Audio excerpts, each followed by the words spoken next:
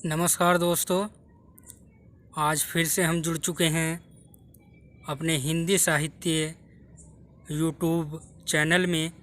और आज का जो हमारा अध्याय है दोस्तों, अध्याय नंबर 15 है। और सगुण भक्ति धारा की राम भक्ति शाखा की प्रमुख रचनाएं जो तुलसीदास जी की हैं, उनके बारे में हम चर्चा करने वाले हैं दोस्तों। और ये सगुण भक्ति धारा की राम भक्ति शाखा की जो वीडियो है उसका भाग नंबर 2 है दोस्तों, जिसमें हम तुलसीदास जी की और राम भक्ति शाखा की प्रमुख रचनाओं के बारे में चर्चा करने वाले हैं दोस्तों।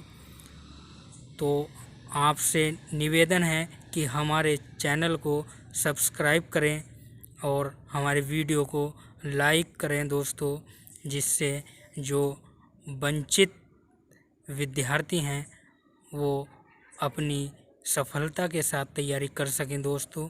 चलिए अपने बिंदु को शुरू करते हैं। हमारा बिंदु है दोस्तों,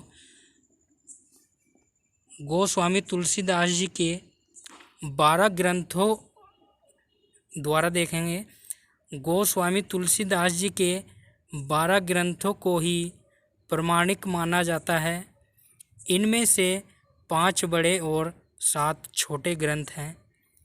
डॉक्टर उदय भानु सिंह ने तुलसीदास जी के 12 ग्रंथों का उल्लेख किया है, जो निम्न प्रकार हैं दोस्तों, और आपके सामने हैं।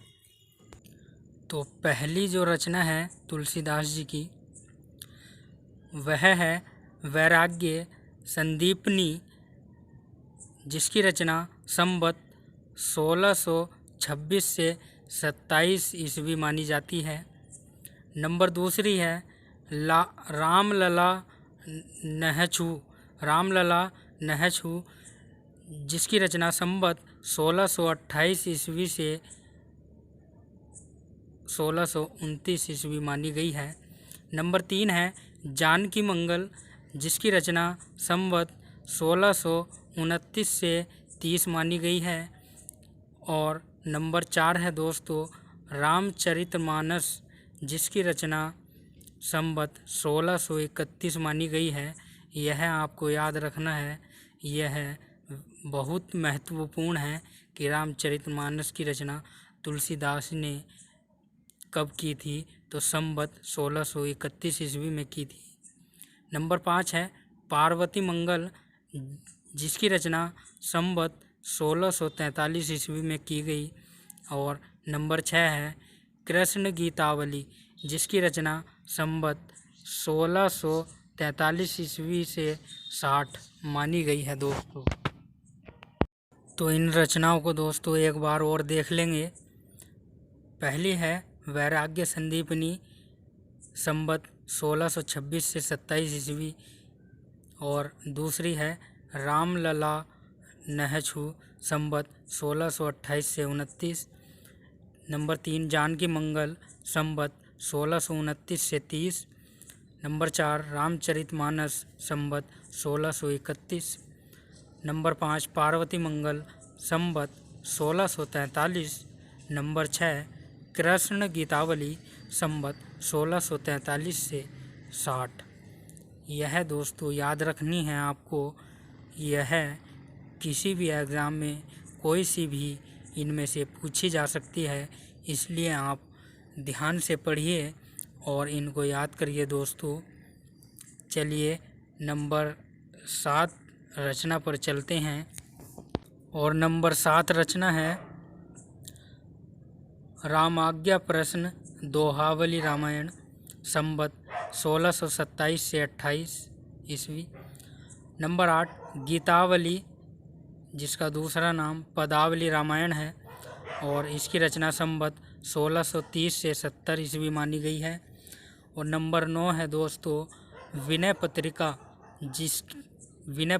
जिसका दूसरा नाम राम गीतावली है, और इसकी रचना संवत 1631 ईस्वी से 1679 ईस्वी मानी गई है। और नंबर 10 है दोस्तों दोहावली, जिसकी रचना संवत 1626 से 80 मानी गई है।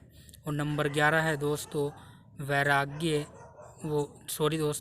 नंबर 11 है वर्वे रामायण वर्वा संवत 1630 से 80 ईस्वी मानी गई है।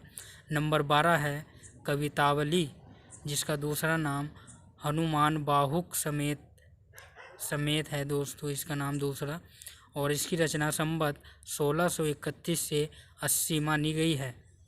यह 12 रचनाएं तुलसीदास जी की प्रमुख हैं दोस्तों। इनका अध्ययन आपको ज़रूर करना है।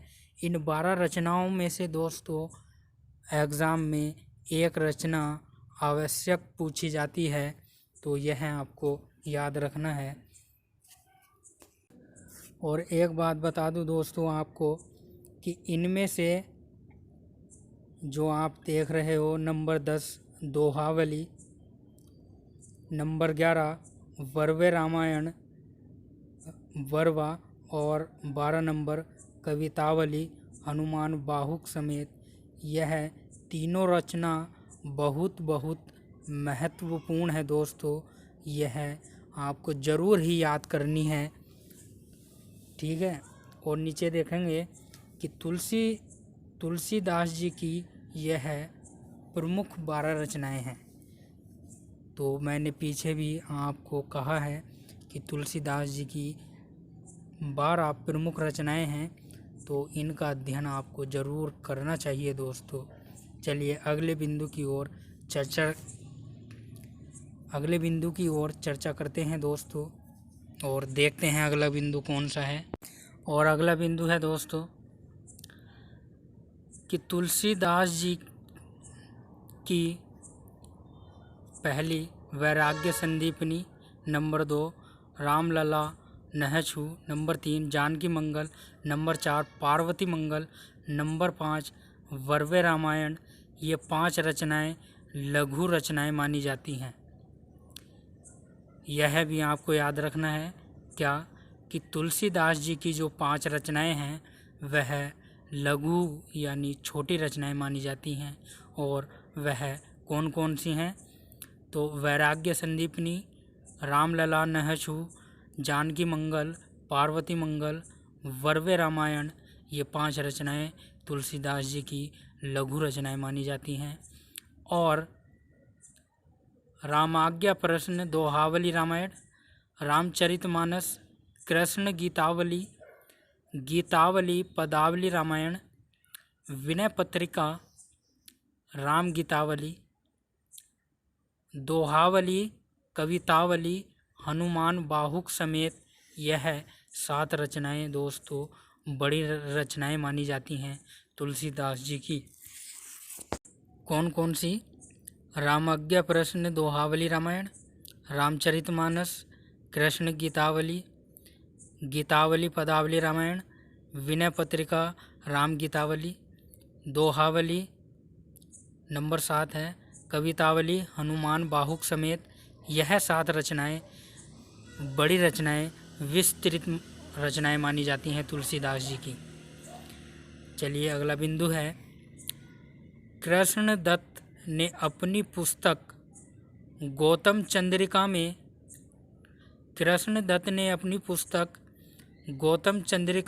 तुलसीदास जी की रचनाओं के अष्टांग योग का उल्लेख किया है, जो निम्न है। क्या है कि कृष्णदत्त ने अपनी पुस्तक गौतम चंद्रिका में तुलसीदास की रचनाओं के अष्टांग योग का उल्लेख किया है, जो निम्न है। तो कौन कौन सी हैं वह? राम गीतावली, पदावली, कृष्ण गीतावली, वर्वे, दोहावली, सुगुणमाला, कवितावली, सोहिलो मंगल, यह 8 रचनाएं दोस्तों कृष्णदत्त ने अपनी पुस्तक गौतम चंद्रिका में तुलसीदास की रचनाओं के अष्टांग योग का उल्लेख किया है। और अष्टांग योग का जो उल्लेख किया है उसमें इन 8 रचनाओं का वर्णन कृष्णदत्त ने किया है दोस्तों अपनी पुस्तक गौतम चंद्रिका में। चलिए अगले बिंदु की ओर चलते हैं, और अगला बिंदु है तुलसीदास जी की प्रथम रचना वैराग्य संदीपनी तथा अंतिम रचना कवितावली है। क्या है कि तुलसीदास जी की प्रथम रचना वैराग्य संदीपनी तथा अंतिम रचना कवितावली है। कवितावली में हनुमान बाहुक को भी जोड़ा गया है। तुलसीदास जी ने कवितावली जो रचना है इनकी तुलसीदास जी की, इसमें हनुमान बाहुक को भी इन्होंने जोड़ा है। अधिकांश विद्वान रामलला नहशु को प्रथम कृति मानते हैं दोस्तों। यह विवाद है इसमें कि प्रथम रचना वैराग्य संदीपनी है, किंतु कुछ अधिकांश विद्वान रामलला नहशु को प्रथम कृति तुलसीदास जी की मानते हैं। यह भी आपको याद रखना है, ठीक है। अब हम अगले बिंदु में दोस्तों चर्चा करेंगे गोस्वामी तुलसीदास जी की रचनाओं की सूची के बारे में। जो हमने पीछे 12 रचनाएं तुलसीदास जी की पढ़ी थी, उनके अतिरिक्त भी हम कुछ रचनाओं का अध्ययन करने वाले हैं और देखते हैं कि वो रचनाएं कौन कौन सी हैं। तो हम अपना अध्याय आगे बढ़ाते हुए चलते हैं दोस्तों। देखिए दोस्तों, आपको मैं एक महत्वपूर्ण बात बताने जा रहा हूँ, जिसको आपको हमेशा याद रखना है दोस्तों, कि अगर कोई यह सोचे कि मैं लंबा रास्ता ना चुनकर छोटे रास्ते से जाऊं, तो दोस्तों वह आसान तो होता है, मगर उससे उसको अपने लक्ष्य की प्राप्ति नहीं होती दोस्तों। क्योंकि विद्वानों ने, ऋषि मुनियों ने कहा है कि अगर सफलता प्राप्त करनी है तो आपको ज़्यादा लंबा रास्ता ही अपनाना पड़ेगा। इसलिए दोस्तों मेरा प्रयास है कि मैं कुछ भी ना छोड़ते हुए आपको संपूर्ण जो हिंदी साहित्य है उसका अध्ययन करवाऊं। तो शुरू करते हैं अपने अगले बिंदु को, जो तुलसीदास जी की रचनाओं की सूची है उसके बारे में चर्चा करेंगे। चलिए दोस्तों चलते हैं। चलिए दोस्तों, यह आप सूची देख रहे हो ऊपर। पुस्तक, भाषा, प्रयुक्त छंद, काव्य रूप, छंद संख्या, मुख्य रस और सर्ग। दोस्तों पीछे हमने चर्चा की थी उन 12 रचनाओं की, और इसमें हम विस्तृत से उन रचनाओं के बारे में जानेंगे कि उसमें कौन सा रस है, कौन सी भाषा में लिखी गई है, कितनी छंद हैं उसमें, कौन सा सर्ग है या कौन सा रस है उसमें। उसकी चर्चा हमने पीछे नहीं की थी दोस्तों, इसलिए मैं आपके सामने यह सूची लेकर आया हूँ। तो आपको यह सूची देखनी है, याद करनी है दोस्तों। चलिए, पहली है वैराग्य संदीपनी, जो दोस्तों ब्रज भाषा में लिखी हुई है, और इसमें प्रयुक्त छंद जो है वो दोहा सोरठा प्रयोग किया गया है, और इसका काव्य रूप दोस्तों मुक्तक रूप है, और इसमें छंद की संख्या या मुख्य रस या सर्ग नहीं है दोस्तों। नंबर दूसरी रचना है दोस्तों रामाज्ञा प्रश्न। रामाज्ञा प्रश्न जो अवधी भाषा में लिखी हुई है, और जिसमें प्रयुक्त छंद दोहा है दोस्तों, और इसका काव्य रूप मुक्तक है, और इसमें भी छंद रस सर्ग नहीं है दोस्तों। नंबर तीसरी है रामलला नहशु, जो अवधी भाषा में लिखी हुई है, जिसमें सोहर छंद प्रयुक्त है, और प्रबंध काव्य रूप है, और इसमें भी छंद मुख्य रस और सर्ग नहीं है दोस्तों। नंबर 4 है जानकी मंगल। यह है वेरी वेरी इम्पोर्टेंट है, इसको याद रखना है। जानकी मंगल अवधी भाषा में लिखी हुई सोहर छंद में प्रयुक्त प्रबंध काव्य है, और इसमें दोस्तों 216 छंद हैं। 216 छंद जानकी मंगल में हैं दोस्तों, और इसमें रस और सर्ग नहीं है दोस्तों। फिर है रामचरितमानस अवधी भाषा में लिखा हुआ ग्रंथ है। इसमें दोस्तों भक्ति रस है और 7 सर्ग हैं इसमें रामचरितमानस में। और इसको भी आपको याद रखना है क्या कि रामचरितमानस अवधी भाषा का ग्रंथ है जो दोहा चौपाई में लिखा हुआ है, जो प्रबंध काव्य है, जिसमें 1074 दोहे हैं और यह भक्ति रस से परिपूर्ण है और इसमें सर्ग 7 हैं दोस्तों। अगला है पार्वती मंगल। पार्वती मंगल भी अवधी भाषा में लिखा हुआ ग्रंथ है, जिसमें दोस्तों प्रयुक्त गीति का छंद है और इसका काव्य रूप प्रबंध है। इसमें छंद संख्या 164 है दोस्तों। यह आपको याद रखना है। पार्वती मंगल अवधी भाषा का ग्रंथ है और इसमें प्रयुक्त छंद गीति का है और यह प्रबंध काव्य में लिखा हुआ है। इसमें 164 छंद हैं और रस और सर्ग इसमें नहीं है दोस्तों। चलिए अगली रचनाओं के बारे में चर्चा करते हैं। अगली रचना है दोस्तों कृष्ण गीतावली, जो ब्रज भाषा में लिखा हुआ ग्रंथ है और इसका काव्य रूप गीति का काव्य है दोस्तों। और इसमें 61 छंद हैं दोस्तों। अगली रचना है गीतावली। गीतावली ब्रज भाषा का ग्रंथ है। इसका काव्य रूप गीति का काव्य है और इसमें वात्सल्य रस है और इसमें 7 सर्ग हैं दोस्तों गीतावली में। फिर है विनय पत्रिका, जो ब्रज भाषा का ग्रंथ है दोस्तों और इसका काव्य रूप भी गीति का काव्य है, जिसमें 279 छंद हैं दोस्तों और भक्ति रस से परिपूर्ण है विनय पत्रिका। और फिर है दोहावली, जो ब्रज भाषा का ग्रंथ है, जिसमें दोहा 16 छंद प्रयुक्त है और इसमें 573 छंद हैं दोस्तों। 573 छंद जो हैं दोहावली में हैं। और अगली रचना है दोस्तों वर्वे रामायण, जो अवधी भाषा का ग्रंथ है और इसमें दोस्तों वर्वे छंद प्रयुक्त है और इसका काव्य रूप मुक्तक है दोस्तों।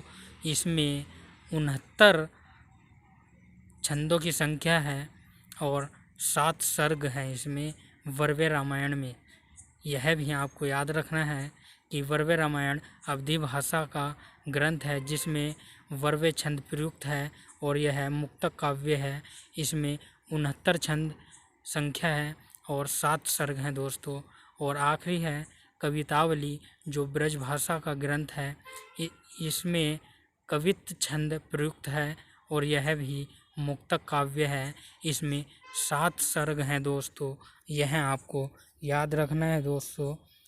यह आज हमने तुलसीदास जी की 12 रचनाओं का विस्तृत ज्ञान प्राप्त किया है। और अगर तुलसीदास की रचनाओं से कोई भी एग्ज़ाम परीक्षा में आता है तो उसका आंसर आपको इस सूची में मिल जाएगा दोस्तों। और मैं यहीं अपने अध्याय को विराम देता हूं और आपसे आशा करता हूं कि आपको हमारी वीडियो अच्छी लगी होगी दोस्तों। इसलिए मेरी प्रार्थना है कि आप हमारे चैनल को सब्सक्राइब करें और लाइक करें वीडियो को। और इसी के साथ मैं आपसे विदा लेता हूं और आशा करता हूं कि आपको हमारी वीडियो अच्छी लगी होगी। हमारी वीडियो देखने के लिए धन्यवाद दोस्तों। नमस्कार।